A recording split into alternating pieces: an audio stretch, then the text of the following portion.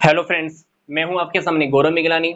हम पढ़ रहे हैं 12th क्लास की बिजनेस स्टडीज। हमारा चैप्टर कंटिन्यू चल रहा है पर्सनल सेलिंग का। इस चैप्टर का हमारा ये वीडियो नंबर 3 है। पहले की दो वीडियोस में हमने डिस्कस किया है कि पर्सनल सेलिंग का मीनिंग क्या है, फीचर्स क्या है और इंपॉर्टेंस क्या है एक बिजनेसमैन के लिए। तो उन दोनों वीडियोस के लिंक भी आपको इसी वीडियो के डिस्क्रिप्शन बॉक्स में दिए हुए हैं। अब हम डिस्कस करने जा रहे हैं कि इंपॉर्टेंस क्या है कस्टमर्स के लिए और इंपॉर्टेंस क्या है सोसाइटी के लिए। तो सबसे पहले हम डिस्कस कर लेते हैं कस्टमर्स के लिए क्या इंपॉर्टेंस है।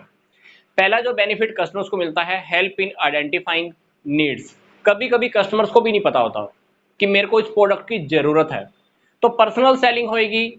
सेल्समैन कस्टमर के पास जाएगा, उसको उसकी इच्छा के बारे में बताएगा, उसको उसकी आवश्यकता के बारे में अवगत कराएगा कि भाई देख, अगर तू ये प्रोडक्ट यूज करना स्टार्ट कर देता है तो तेरा काम बहुत जल्दी संभव हो सकता है, तू बहुत जल्दी इस काम को निपटा सकता है।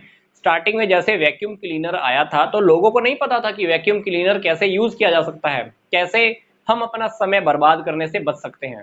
लोग सफाई पर बहुत बहुत घंटे वेस्ट करते थे, तो वैसे जैसे ही वैक्यूम क्लीनर आया, पर्सनल सेलिंग हुई, लोगों को बताया गया कि आप अपना समय कैसे बचा सकते हो। तो कहीं ना कहीं पर्सनल सेलिंग ने लोगों की नीड्स को उनसे अवगत कराया, जागृत कराया कि आप अपना समय बचा सकते हो। नए नए प्रोडक्ट की उनको इंफॉर्मेशन दी गई। सेकंड है लेटेस्ट मार्केटिंग इंफॉर्मेशन। कभी कभी मार्केट की लेटेस्ट इंफॉर्मेशन एक कस्टमर के पास नहीं होती है, तो कस्टमर को बताया जाता है कि नया प्रोडक्ट मार्केट के अंदर आया है, क्या खास बात है, क्या क्वालिटी है, क्या प्राइस है, क्या टेक्नोलॉजी है। मॉडर्न टेक्नोलॉजी मार्केट के अंदर आ चुकी है, तो कहीं ना कहीं कस्टमर्स को नई नई टेक्नोलॉजी के बारे में पता लगता रहता है। तो वो सारी इंफॉर्मेशन कहाँ से मिलती है? पर्सनल सेलिंग से। पर्सनल सेलिंग में ऐसा नहीं है कि सेल्समैन सिर्फ प्रोडक्ट के बारे में बताएगा, बहुत सारी और भी बातें होती है जो कहीं ना कहीं बातों बातों में निकल ही जाती हैं। तो कहीं ना कहीं बहुत सारी इंफॉर्मेशन कस्टमर्स को मिलती ही हैं। तीसरा जो है एक्सपर्ट एडवाइस। अब आप एक अब आप एक प्रोडक्ट खरीदने के लिए मान लो मार्केट में जाते हो, बहुत सारी दुकान पे जाओगे, माथापच्ची करनी पड़ेगी, दिमाग खर्च खर्च करना पड़ेगा। अब आपके घर पे एक बंदा आ गया प्रोडक्ट बेचने के लिए, डेफिनेटली उसने आपको बहुत सारी इंफॉर्मेशन दी है। आपको किस चीज के लिए? प्रोडक्ट के बारे में, प्रोडक्ट की क्वालिटी, प्रोडक्ट कैसे यूज करना है, प्रोडक्ट का प्राइस क्या है, कैसे लंबे समय तक आप इसको यूज कर सकते हो। डेफिनेटली जो बंदा आपको प्रोडक्ट के बारे में बता रहा है वो प्रोडक्ट का एक्सपर्ट है, तो आपने तो एक्सपर्ट की फ्री में ही फैसिलिटी ले ली। तो कस्टमर्स को अल्टीमेटली एक्सपर्ट पर्संस की भी फैसिलिटी मिल ही जाती है, एक्सपर्ट लोगों की एडवाइस मिल ही जाती है। और नेक्स्ट टाइम जब आप प्रोडक्ट खरीदोगे तो आप उस एक्सपर्ट की बात को ध्यान में जरूर रखने वाले हो। चौथा जो बेनिफिट कस्टमर को मिलता है वो है लाइफस्टाइल चेंज। मैंने आपको पहले पॉइंट में भी बताया था, कभी कभी कस्टमर्स को नहीं पता होता कि मेरी ये नीड है, मेरी ये इच्छा है, मुझे ये प्रोडक्ट यूज करना चाहिए। लाइफस्टाइल घिसा पीटा लोगों का चलता रहता है। पर्सनल सेलिंग में क्या हुआ? सेल्समैन आया, कस्टमर को नए नए प्रोडक्ट के बारे में इंफॉर्मेशन दी, अल्टीमेटली मॉडर्न टेक्नोलॉजी एक बंदा यूज करेगा, उनका लाइफस्टाइल कहीं ना कहीं ऊपर उभर के आने वाला है। मतलब लोगों के जीवन स्तर में सुधार होता ही है। मतलब कहीं ना कहीं कस्टमर्स को पर्सनल सेलिंग से बेनिफिट मिलता ही है। अब हम डिस्कस करते हैं कि सोसाइटी को क्या बेनिफिट होता है। पहली बात, कन्वर्ट लेटेंट डिमांड। मतलब कुछ सोसाइटी के अंदर ऐसी डिमांड भी होती है जो छिपी हुई होती है। मान लो मेरे को एक प्रोडक्ट खरीदना है, खरीदना है, खरीदना है, खरीदना है, मैं एक साल से सोच रहा हूँ खरीदना है, खरीदना है, खरीदना है, मार्केट में जा ही नहीं रहा, टाइम ही नहीं मिल रहा मुझे। पर एक सेल्समैन जैसे ही मेरे घर पे आया, उसने मुझे प्रोडक्ट के बारे में सारी अच्छी अच्छी इंफॉर्मेशन दी। हमारे प्रोडक्ट में एक खास बात है, ये ऐसा ऐसा ऐसा, तो मेरा कहीं ना कहीं प्रोडक्ट खरीदने का मन बन ही जाएगा। जिस काम को मैं एक साल से पोस्टपोन कर रहा था वो प्रोडक्ट हो सकता है कि मैं अब खरीद ही लूँ। तो पर्सनल सेलिंग क्या करती है? सोसाइटी की जो छिपी हुई डिमांड है उसको रियल डिमांड में कन्वर्ट कर देती है। तो कहीं ना कहीं डिमांड बढ़ेगी, हमको प्रोडक्शन बढ़ाना पड़ेगा, लोगों को नौकरियों पे रखना पड़ेगा क्योंकि हमने फैक्ट्रीज लगानी है।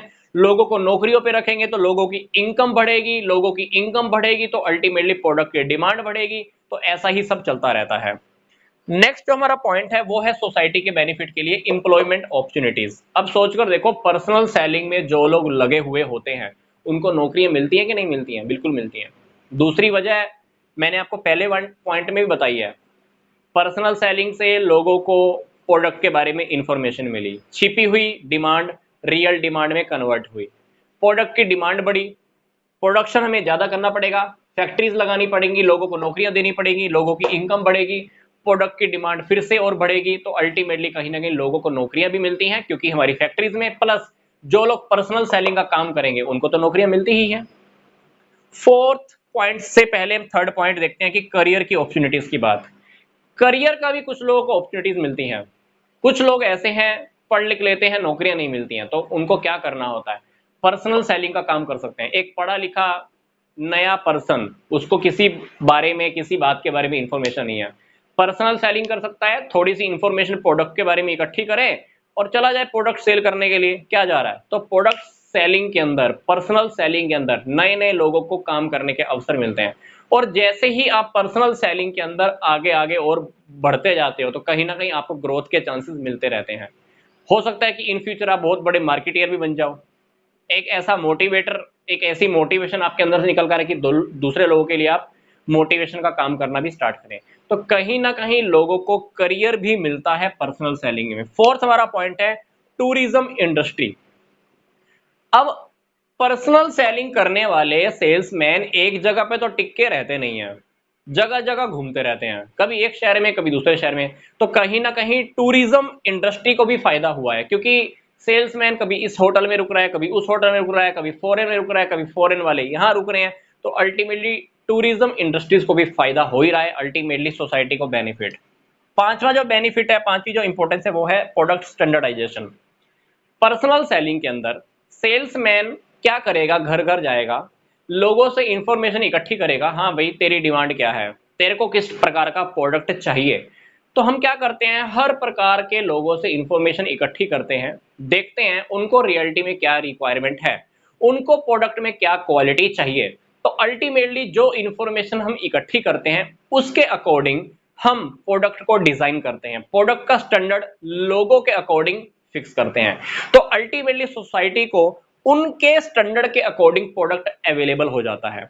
मैंने क्या कहा, लोगों से इंफॉर्मेशन हम इकट्ठी करेंगे, भाई बताओ तुम लोगों को प्रोडक्ट में क्या खास बात चाहिए, लोग इंफॉर्मेशन देंगे, हम वैसे ही प्रोडक्ट डिजाइन करते हैं, वैसे ही प्रोडक्ट में स्टैंडर्ड फिक्स कर देते हैं। तो अल्टीमेटली सोसाइटी को जो प्रोडक्ट चाहिए, जिस स्टैंडर्ड का चाहिए, जिस क्वालिटी का चाहिए, वो भी अवेलेबल हो जाता है। पर ये काम पॉसिबल कहां से हुआ, पर्सनल सेलिंग से।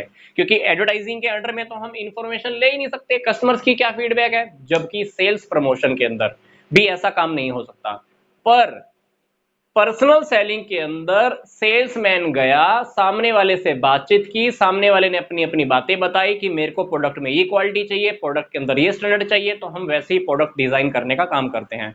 पर्सनल सेलिंग से जो बेनिफिट आता है ना, वो बेनिफिट कहीं ना कहीं एडवर्टाइजिंग और सेल्स प्रमोशन से भी नहीं आता है, क्योंकि इसके अंदर हम कस्टमर्स की फीडबैक ज्यादा ले ही नहीं पाते हैं। एडवर्टाइजिंग के अंदर तो बिल्कुल भी फीडबैक नहीं मिलती है भाई। तो पर्सनल सेलिंग से बहुत सारे काम हमारे पॉसिबल हो जाते हैं। सोसाइटी को जो प्रोडक्ट चाहिए, जिस क्वालिटी का चाहिए, वो हम उसको अवेलेबल करा सकते हैं। तो पर्सनल सेलिंग का हमारा ये वीडियो नंबर 3 कंप्लीट हुआ, जिसमें हमने डिस्कस किया कस्टमर्स को क्या क्या बेनिफिट है और सोसाइटी को क्या बेनिफिट है। नेक्स्ट वीडियो के अंदर हम नेक्स्ट टॉपिक को, इसी चैप्टर को कंटिन्यू करते हैं।